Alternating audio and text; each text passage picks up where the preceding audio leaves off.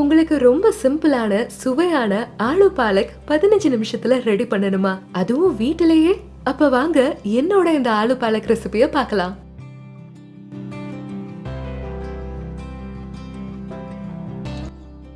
ஆலு பாலக் செய்ய முதல்ல பேன்ல கொஞ்சம் எண்ணெயை சேர்த்துக்கலாம். ரொம்ப கம்மியான எண்ணெயை தான் சேர்த்துக்கிறேன். இதுல ஒரு தோராயிரமா 2ல இருந்து 3 டேபிள் ஸ்பூன் எண்ணெயை சேர்த்துக்கலாம்.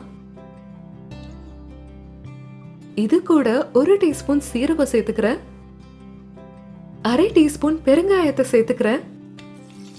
நான் இது கூட பொடியா நறுக்குன பூண்டு 3ல இருந்து 4 பல்ல சேர்த்துக்கிறேன். இப்போ பொடியா நறுக்குன 2 பச்சை மிளகாய சேர்த்துக்கலாம். காரத்துக்கு ஏத்த மாதிரி இதை நீங்க அட்ஜஸ்ட் பண்ணிக்கலாம்.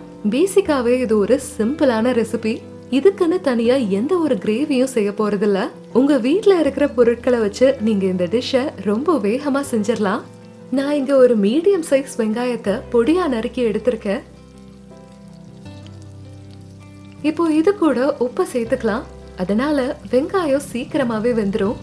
இங்க வெங்காயம் வெந்ததும் நான் 1/2 டீஸ்பூன் மஞ்சள் பொடி சேர்த்துக்கிறேன். 1 டீஸ்பூன் கரம் மசாலாவை போட்டுக்கிறேன். இப்போ இந்த ஸ்பைசஸ் ஆயில்ல நல்லா வதங்கின உடனே ரொம்ப நல்ல வாசனை வருது.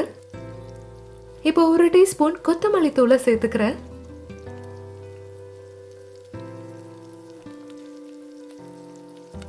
ஒரு 2 மீடியம் சைஸ் உருளைக்கிழங்கு எடுத்துக்கலாம். இது இப்போ பச்சையா இருக்கு. இதை நான் பெரிய பெரிய பீஸா கட் பண்ணிருக்கேன்.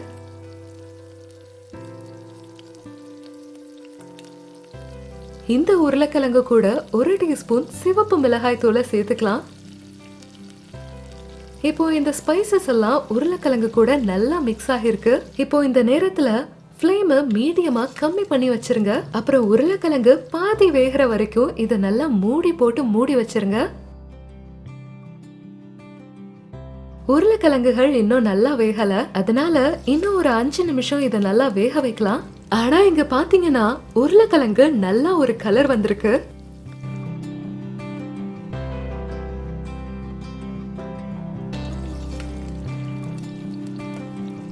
இப்போ இந்த உருளைக்கிழங்குகள் பாதி வெந்துருச்சு. இந்த ஸ்டேஜ்ல 2 பொடியா நறுக்குன தக்காளியை இது கூட சேர்த்துக்கலாம்.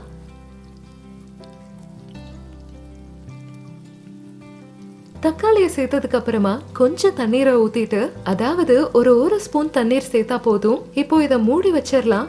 இதனால நம்ம சேர்த்த மசாலா பொடிகள் கருகாம இருக்கும். பாலாக் பன்னீர் ஆகட்டும், லசூனி பாலாக் இல்லனா எந்த ஒரு பாலாக் கறி பண்ணாலுமே அது ரொம்ப நேரம் எடுத்துக்கும். ஏன்னா அதுல நிறைய ஸ்டெப்ஸ் ஃபாலோ பண்ண வேண்டியதா இருக்கும். ஆனா இது ரொம்ப சிம்பிளான ரெசிபி. அதுவும் 10 நிமிஷத்துல தயாராயிரும். அதோட ரொம்ப டேஸ்டியானதும் கூட. சோ நீங்க இத ஒரு தடவையாவது ட்ரை பண்ணணும். தக்காளி சேர்த்து 5 நிமிஷம் ஆயிருச்சு. இப்போ நம்ம ஒரு தடவை இதை செக் பண்ணி பாத்துக்கலாம். பாருங்க, உருளைக்கிழங்கு இப்ப நல்லா வெந்துருச்சு.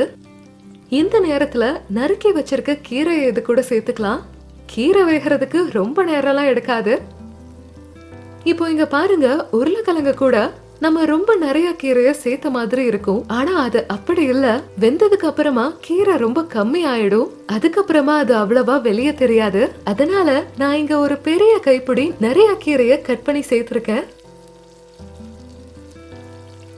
இப்போ இங்க மீடியம் ஃப்ளேம்ல இத ஒரு 5 நிமிஷம் மூடி போட்டு வேக வைக்கலாம். சுவையான ஆலு பாலக் கறி இப்போ இங்க ரெடியா இருக்கு. இப்போ இத வேகமா பிளேட்டிங் பண்ணி சூடா இருக்கும் போதே சாப்பிட்டு என்ஜாய் பண்ணலாம்.